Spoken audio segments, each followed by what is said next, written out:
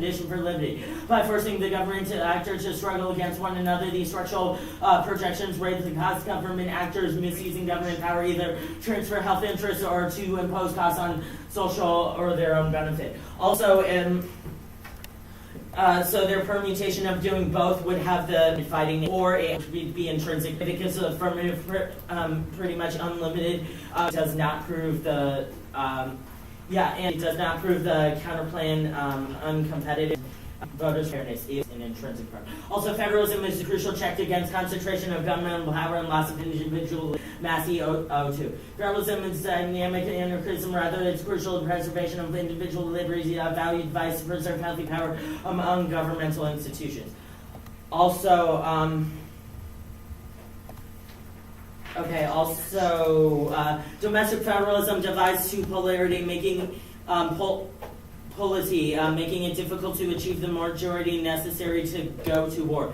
Silverstone, 2000. Gray Madison clearly described the logic of the institutional constraints on military force in terms of federal asymmetrically, the key rating in the aggression potential of Republican government, territory distributive political perspective, interest, and the Union continue to oppose on one another in the center of decision-making in federal government. This explanation for why constraints on war might emerge a legislature goes beyond a simple assumption that legislatures are more deliberately violent of nature, therefore is likely to decide against a war as an irrational and punitive act. On to hegemony. First of all, I extend my Bremer in 2009 that a multipolar world will lead to war or is inevitable, and attempting to cement unilateralism will produce chaos, violence, and collapse, specifically with China. Also, American hegemony is in its death throes. The economic base has disintegrated. Goldseek 09.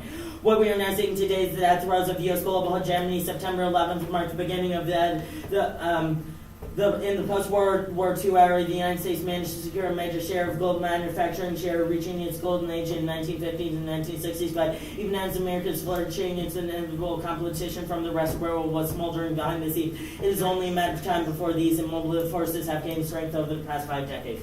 Also, extending, he has not read any advantage to having federalism at all. You cannot allow him to read one in the 1AR. He has simply said that we will have federalism we will have hegemony, and that's good. First of all, as I have said, it's bad, and yeah. Wait for it. Wait for it. Aww.